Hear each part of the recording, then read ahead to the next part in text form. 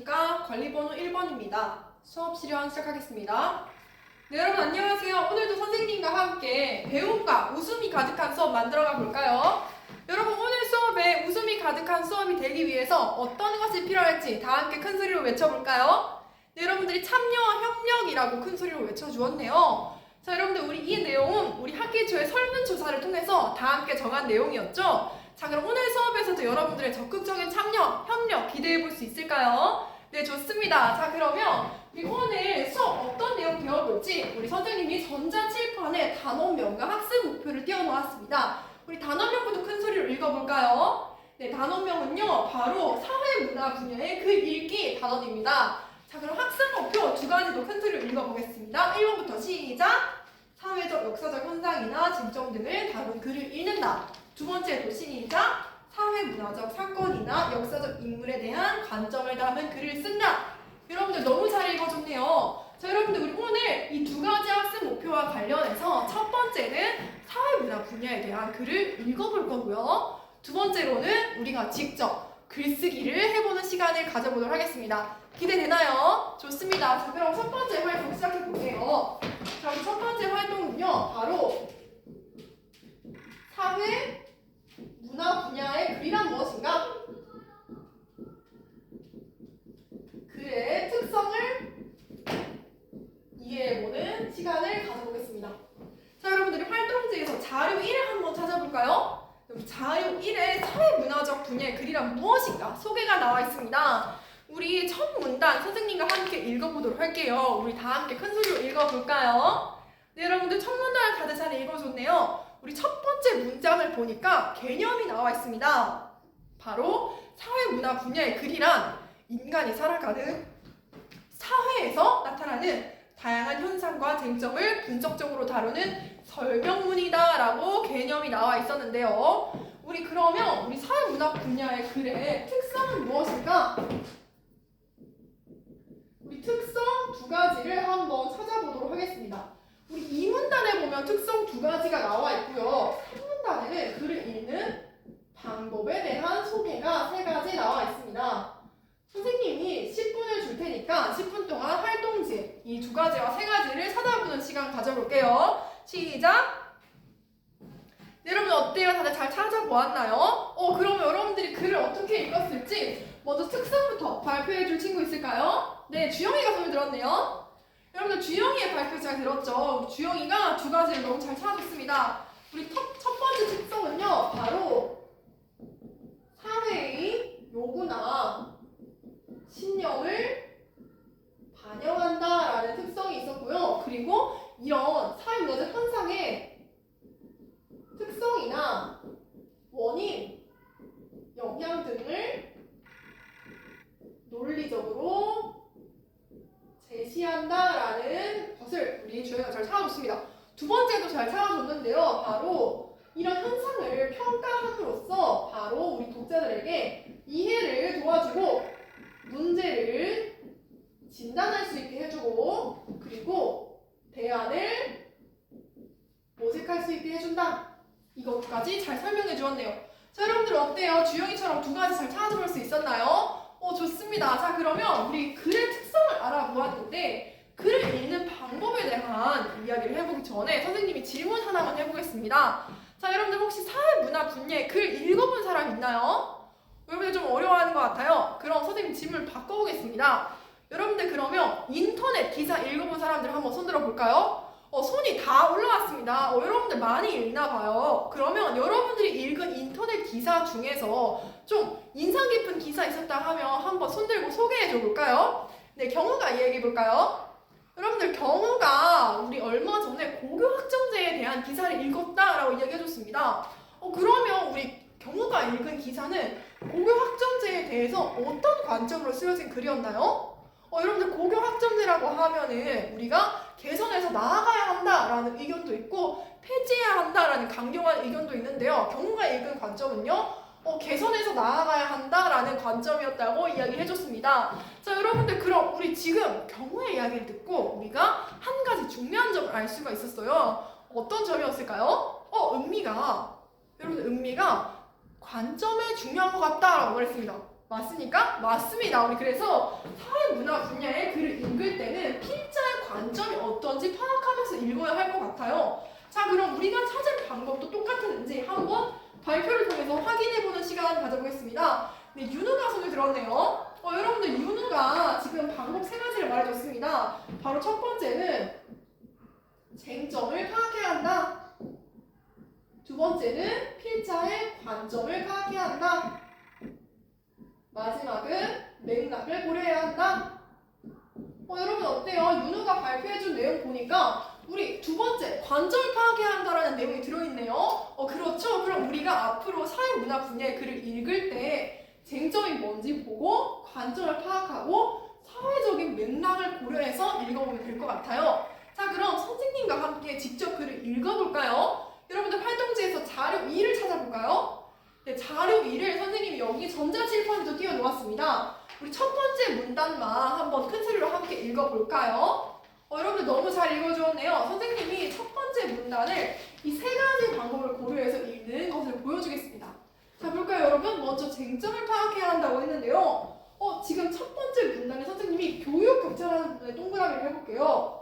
바로 이 내용을 보니까 교육 격차의 원인이 이쪽으로도 사회적으로도 갈리고 개인적으로도 봐야 한다라고 지금 관점이 갈리고 있는데 바로 교육 격차라는 쟁점에 대해 이야기하고 있구나라는 걸 첫 번째 문장에서 찾을 수가 있었습니다.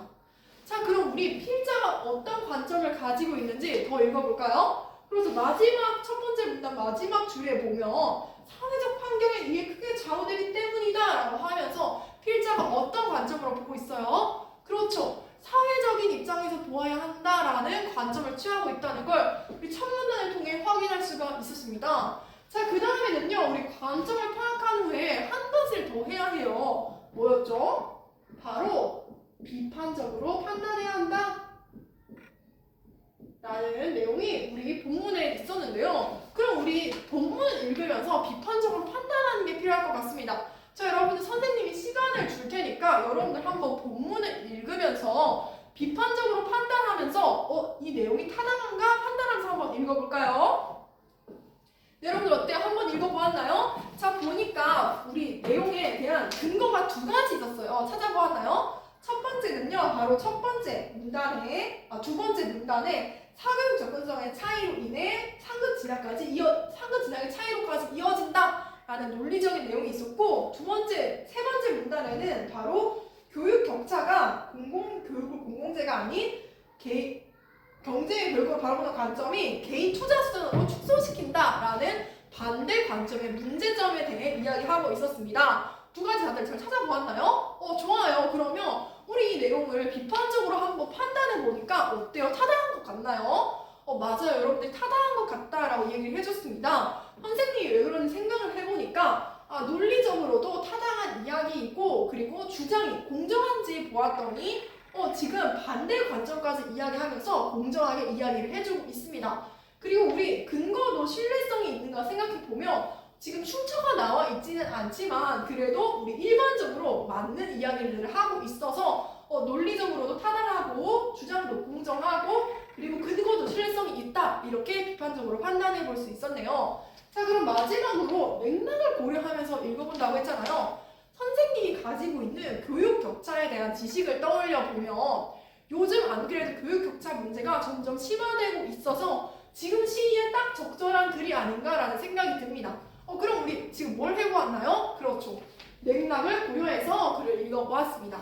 자, 여러분들 우리 이렇게 해서 선생님과 함께 자료 2를 3가지 방법을 통해 한번 읽어보았습니다. 어때요, 여러분? 별로 어렵지 않죠? 자, 그럼 우리 첫 번째 학습목을 한번 큰 소리로 읽어볼까요? 네, 여러분들 너무 잘 읽어줬네요. 바로 첫 번째 학습 목표, 사회 역사적 현상이나 쟁점을 다룬 글을 읽는다. 함께 달성해보았습니다. 자, 그럼 다음 활동으로 넘어가 볼게요. 다음 활동은요, 우리가 직접 관점을 담아서 글을 써보도록 하겠습니다. 바로 우리가 앞서 본 쟁점, 교육 격차의 원인을 가지고 우리가 글쓰기를 해볼 건데요. 자, 여러분들 글쓰기를 할 때 우리가 관점을 정립해서 글을 쓰려면요, 한 가지 입장에 자료만 보면 좋을까요? 아니면 여러 가지를 다양하게 고려하면 좋을까요? 그렇죠. 너무 쉬운 질문이었습니다. 다양하게 고려하면 우리의 관점을 정립하기가 더 쉽겠죠? 그래서 선생님이 새로운 자료를 가져왔습니다. 여러분들 활동지에서 이런 표 한번 찾아볼까요? 네, 우리 자료 2가 있고 자료 3이 있고 이렇게 비교하는 표가 있습니다. 여러분들 자료 3은 자료 2와 관점이 다른 글이에요. 그래서 여러분들이 읽어보고 각각의 관점이 어떻게 다른지 한번 분석해보고요. 그리고 근거, 이유가 우리 자료 2는 앞서 찾아보았는데 자료 3은 어떤 근거가 있었는지 앞서 읽은 방법을 적용해서 여러분들이 직접 읽어보면 되겠습니다. 자, 그 다음에는요. 나는 이 두 가지 관점 중에 어떤 관점이 옳다고 생각하는지 나의 관점과 이것을 선택한 이유를 적어주면 되겠습니다. 자, 선생님이 활동할 시간 15분 줄 테니까 한번 읽고 정해볼까요? 시작! 네, 여러분들 어때요? 다들 잘 정해보았나요? 그러면 한번 손 들고 발표해볼까요? 좋습니다. 우리 다혜가 손을 들어줬네요. 여러분들 다혜가 우리 자료 3에 대해서 이야기를 잘 해줬죠? 우리 자료 2는 선생님과 함께 보아서 사회적 관점이라는 걸 여러분들 잘 알고 있었고 자료 2는 개인적인 관점으로 봐야 한다라는 거 그리고 근거 두 가지 바로 개인적인 요인이 더 영향이 크다라는 이유와 그리고 이렇게 했을 때 사람들의 학습 동기가 올라갈 수 있다라는 내용까지 근거를 잘 찾아줬습니다.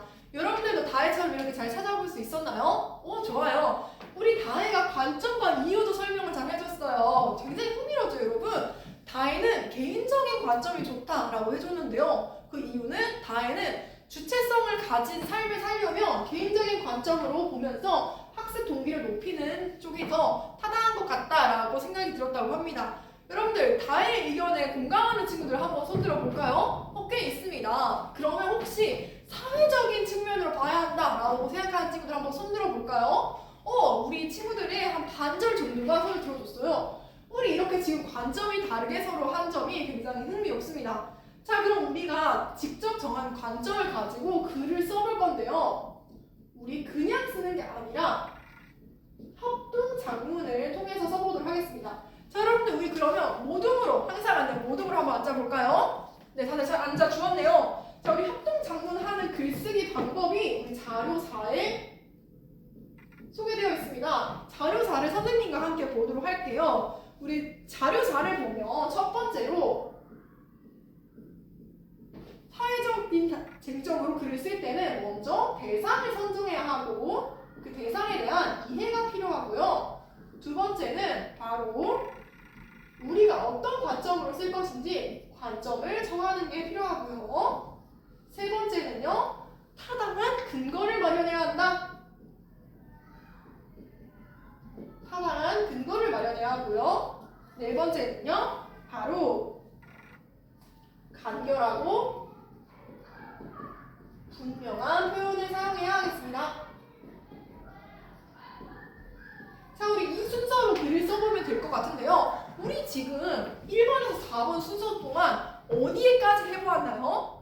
여러분들 2번이라고 큰 소리로 외쳐줬습니다. 맞습니다. 지금 대상, 교육격차의 원인이라는 쟁점도 정했고 관점도 한번 정해보았어요. 자, 근데 우리 지금 모둠별로 할 거니까 하나 해야 될 게 있을 것 같아요. 바로 이제부터 모둠에서 논의를 통해서 모둠에서 어떤 것을 할 것인지 관점을 한번 정해보도록 하겠습니다. 관점을 정한 후에는요, 근거가 필요하겠죠? 그래서 근거를 우리 이론미를 통해서 새로운 근거를 쓰기 위한 자료를 찾아서 우리 활동지에 출처와 함께 기록해주면 되겠습니다.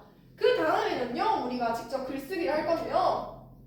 여러분들 협동작문 할 때 방법이 여러 가지가 있었어요. 기억나나요? 그렇죠. 우리가 한 명이 서기를 맡아서 다른 친구들은 대화로 참여해 줄 수도 있고 아니면 우리 친구들이 분량을 나눠서 우리 지금 서론, 결론으로 우리 자료처럼 써볼 건데 서론과 결론은 한 친구가 쓰고 본론은 다른 친구가 쓰고 이런 식으로 파트를 나누어서 써봐도 되겠습니다. 자, 그럼 선생님이 우리 관점부터 정해서 글쓰기 할 시간 총 20분 줄 테니까 한번 시작해 볼까요? 좋습니다. 시작! 네, 우리 미성 모둠이 지금 관점 정하기에 어려움을 겪고 있는 것 같아요. 우리 지금 활동 시간 필요하면 관점을 슬슬 정해야 할 것 같아서 선생님이 와보았습니다. 네, 우리 지금 친구들의 의견이 많이 갈린다면 우리 친구들의 다수결로 정해서 한번 써해보는 거 어떨까요? 좋습니다. 네, 우리 칭찬 모둠이 손을 들어줬어요. 칭찬 모둠이 지금 자료 찾기 하고 있는데 챗GPT를 써도 되는지 궁금하다고 했습니다. 우리 항상 하는 게 있잖아요. 그렇죠? 우리 항상 검증을 통해서 질문을 새로 해서 이 내용에 대한 근거가 어디서 온 것이냐 출처를 물어보고 출처가 되는 기사나 서적에 들어가서 확인해 보도록 하겠습니다. 자, 여러분들 우리 활동해서 글쓰기 다들 잘 해보았나요? 좋습니다. 지금 여러분들 다들 잘 하고 있는 것 같은데 그럼 마무리해서 우리 체험 클래스 커뮤니티에 올려주도록 해볼게요.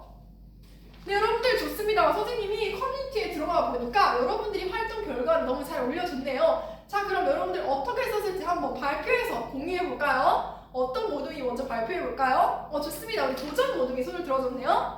여러분들이 도전 모둠이 발표를 잘 해줬습니다. 도전 모둠은요, 바로 사회적인 이유라고 사회적인 관점에서 보아야 한다라는 관점으로 글을 써줬네요. 근거도 흥미로운데요. 지방과 서울 간의 수도권 간의 교육 격차 이야기를 하면서 지방민으로서 공감할 수 있는 근거를 잘 들어준 것 같습니다. 그리고 또 결론에는 간결하고 분명하게 사회적인 관점으로 보아야 한다라는 강조까지 해서 글을 너무 잘 써줬네요. 우리 모둠에게 한번 박수 줄까요? 좋습니다, 여러분. 우리 그리고 다른 친구들의 글도 보니까 다들 관점도 명확하게 정하고 근거도 새로 잘 마련해서 글을 잘 써준 것 같습니다. 여러분들 그러면 우리 다음 활동으로 한번 넘어가봐도 될까요? 좋습니다. 우리 다음 활동은요, 바로 시편 쓰기를 해보도록 하겠습니다. 자, 여러분들 시편이라는 것은 시사적인 문제를 우리가 평가하는 글을 말합니다. 자, 그러면 우리 앞서서는 교육 격차로 선생님이 쟁점을 정해줬었는데요. 이번에는 여러분들이 직접 쟁점을 정해보도록 하겠습니다. 쟁점 정하기. 자, 선생님이 브레인스토밍을 통해서 여러분들이 먼저 쟁점을 어떤 것으로 할 것인지 모둠에서 정해볼 시간을 5분 주도록 하겠습니다. 자, 5분 동안 브레인스토밍해서 한번 쟁점 정해볼까요?